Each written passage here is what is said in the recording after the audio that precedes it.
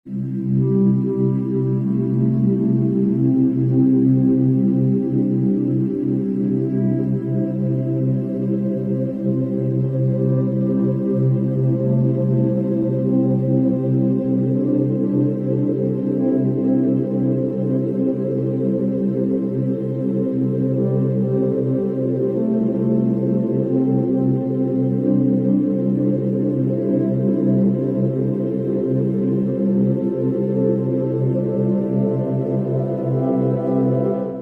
sahabat Girl Blessing, happy Sunday dan tetap harus ingat untuk kita beribadah di hari Minggu. Teman-teman, hari ini aku ingin berbagi firman ke kalian mengenai pentingnya Alkitab dan hubungannya Alkitab dalam kehidupan kita itu apa. Karena banyak banget nih di antara kita yang setiap hari kan mungkin ada yang baca Alkitab beberapa pasal, beberapa ayat, tapi nggak jarang juga dari setiap kita tuh kadang bingung gitu. Sebenarnya gue baca Alkitab tuh untuk apa dan gunanya untuk apa dan kenapa gue harus baca Alkitab gitu. Atau ada yang udah ngabisin Alkitab tuh sampai ya 2 buku Alkitab tuh udah dihabisin gitu, maksudnya udah dibaca habis dan diulang-ulang. Tapi kebanyakan dari mereka tuh masih belum bisa mengerti makna dari Alkitab itu sendiri. Teman-teman, perlu kita sadari bahwa Alkitab itu bukan cuma sekedar bacaan, buku bacaan yang kita baca setiap hari, tapi kita tuh nggak tahu gitu artinya tuh apa, dan kita tuh nggak menghayati dan nggak melaksanakan apa yang firman Tuhan katakan melalui Alkitab yang kita baca. Dan juga ketika kita baca firman Tuhan, kita tuh harus mempraktekkannya, tadi aku udah bilang, dan jangan cuma sekedar kita ingat dan kita simpan di kepala. Ada loh orang-orang yang, khususnya teman-temanku sih, ada beberapa dari mereka tuh yang dia tahu gitu kebenaran mengenai Alkitab, tapi seakan-akan dia tuh mencoba untuk mengatakan gini, gue dapat hikmat dari Tuhan, gue mengerti, tapi gue nggak ingin lo tahu gitu. Itu kasarnya. Halusnya tuh kalau mereka lakuin tuh kayak gini, dia tahu temennya ngakuin perbuatan salah, entah itu ngomongnya kasar, perbuatan yang nggak terpuji lah, intinya nggak bagus gitu, tapi dia diem aja gitu. Padahal sesungguhnya dia tahu melalui apa yang dia baca dari Alkitab itu nggak harus temennya lakukan, dan dia bisa untuk menegur. Tapi kebanyakan dari kita, khususnya anak-anak muda Kristen, lebih memilih zona nyaman. Diam aja nggak ngapa-ngapain. Aku takut nanti kalau misalkan aku ngomong ke dia, nanti dia marah ke aku, terus kita nggak temenan lagi, gimana? Teman-teman, inilah kenyataan yang harus kita sadari. Saat kita mau untuk baca, kita mau mendengar suara Tuhan, kita juga harus turut melakukannya. Jangan cuma sekedar gue tahu apa yang Alkitab katakan, gue mengerti apa yang Alkitab suruh ke gue melalui bacaannya, tapi akhirnya kita nggak melakukannya gitu. Kita nggak ngasih tahu ke orang-orang sekitar kita dan nggak melakukan apa yang baik juga menurut apa yang kita baca gitu. Dan itu ada ayatnya loh teman-teman. 1 Korintus 8 ayat 1-3. Hari ini aku bakal bener-bener kayak bikin ya renungan singkat aja, dan ini aku udah tulis juga di Grow and Blessing. Kalian boleh banget buat cek di blogspotnya Grow and Blessing, atau kalian juga boleh lihat sosial media Grow and Blessing di Instagramnya @growandblessing. Di sana kalian boleh klik link di bio-nya dan kalian akan terhubung bersama kami, sama-sama membagikan cinta kasih Tuhan lebih lagi. Dan mengenai apa yang harus kita lakukan mengenal Alkitab, itu ada ayatnya di 1 Korintus 8 ayat 1-3. Kalian boleh baca dan kalian boleh catat poin-poinnya seperti pada luar biasanya. Apa yang penting kalian boleh banget untuk catat sebagai pengingat kalian. Kita buka ya sama-sama 1 Korintus 8 ayat 1-3, dan kita bakal baca bareng-bareng. Jika ada seorang menyangka bahwa ia mempunyai sesuatu pengetahuan, maka ia belum juga mencapai pengetahuan sebagaimana yang harus dicapainya. Tetapi orang yang mengasihi Allah, ia dikenal oleh Allah. Ini aku baca di versi BIMK-nya, supaya mungkin kalau pembacaan Alkitab langsung tuh kayak ada beberapa orang yang ngerasa kayak kurang paham gitu untuk dimengerti. Aku pun sama, aku pun mengalami. Jadi aku kayak nggak mau give up.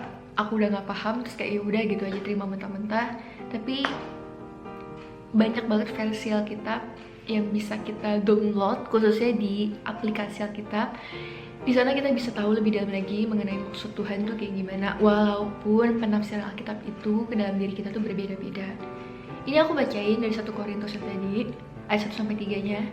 Sekarang mengenai makanan diberikan sebagai persembahan kepada berhala, memang benar seperti kata orang, kita semua sudah pandai. Tetapi kepandaian membuat orang menjadi sombong, sedangkan kasih membangun pribadi orang. Orang yang menyangka bahwa ia tahu banyak, sebetulnya belum mengetahui yang sedalam-dalamnya, tetapi orang yang sungguh-sungguh mengasihi Allah, ia dikenal oleh Allah. Karena kita lebih memahami dan menghargai firman Tuhan, kiranya juga kita tuh diingatkan untuk menggunakan dengan rendah hati dan membuat perbedaan di dalam dunia. Dan juga jangan sampai ayat Alkitab yang kita pakai itu kita gunakan untuk menghakimi orang, kita ngata-ngatain orang, dan kita tuh merasa bahwa kebenaran itu ya, kita membuat kebenaran tersendiri yang kita hubung-hubungkan melalui ayat Alkitab. Jadi sebenarnya apa sih pentingnya Alkitab buat kita? Alkitab yang sering kita dengar sama kakak-kakak rohani kita, teman-teman kita di gereja juga sering banget dibilang kayak baca Alkitab ya setiap hari dan renungkan Alkitab setiap hari. Tapi sebenarnya apa sih yang sebenarnya alasan kuat kita harus membaca Alkitab? Alkitab adalah sebuah firman yang diinspirasikan Tuhan untuk mengajar kita bagaimana caranya hidup. Alkitab juga memberikan arahan kepada kita untuk mengoreksi, mengubah, memperbarui, melengkapi, memberi semangat, dan membantu kita untuk mengenal Tuhan. Tetapi ia terlalu penting untuk kita simpan sendiri. Ini catatan yang aku buat dari beberapa saat aku nyari tahu juga mengenai pentingnya Alkitab. Maksudnya apa sih, Sar? Kok terlalu penting untuk kita simpan sendiri? Kayak tadi aku bilang, kalau emang kamu tahu kebenaran mengenai firman Tuhan, buat apa kamu simpan perkataan Tuhan itu sendiri? Kenapa nggak kamu bagikan? Dan ini ada hubungan yang kalian sharing di kelompok kecil. Kok penting kelompok kecil tuh apa sih, Sar? Singkatnya gini, kelompok kecil adalah sebuah komunitas rohani orang Kristen di mana kita tuh semakin bertumbuh. Ada yang ngomong, kan kita beda denom. Sebuah kejelasan yang harus kalian tahu, teman-teman. Tuhan tidak pernah membedakan denom dari manapun. Kamu melakukan apa yang Tuhan katakan. Kamu menggenapi visi apa yang telah Tuhan berikan. Kalau ada teman-temanmu yang merasa kayak kita kan beda denom, kita nggak bisa bersatu, kita menyatakan dan menyebarkan kebenaran firman Tuhan yang sama. Please buat sama-sama bertumbuh, mengikat tangan kita, berpegang tangan lebih erat lagi untuk sama-sama lebih kuat memberitakan kerajaan surga. Salah satu komunitas yang kalau emang kalian gak suka kayak gue gak bisa ke komunitas tuh, lu kan beda denom sama gue, gak ada alasan, teman-teman. Ada sebuah komunitas di mana kalian tuh benar-benar bisa bertumbuh bersama-sama. Contohnya di kampus kalian, yaitu Persekutuan Oikumene. Persekutuan Oikumene ini benar-benar luar biasa banget. Aku jujur, aku adalah pengurus dan juga pelayan di Persekutuan Oikumene kampusku. Di sana kami bertumbuh bersama-sama dan benar-benar nggak melibatkan sebuah perasaan. Perasaan adalah gini, perasaan cinta ada pacar kita atau ada sahabat kita baru kita ikut.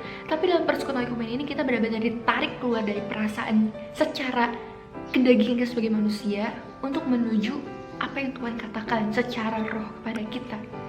Dan di sini juga aku semakin bertumbuh dan semakin belajar bersama-sama dengan teman-temanku yang berbeda denom, dan kita tuh memiliki perbedaan yang banyak banget, khususnya dalam belajar Alkitab.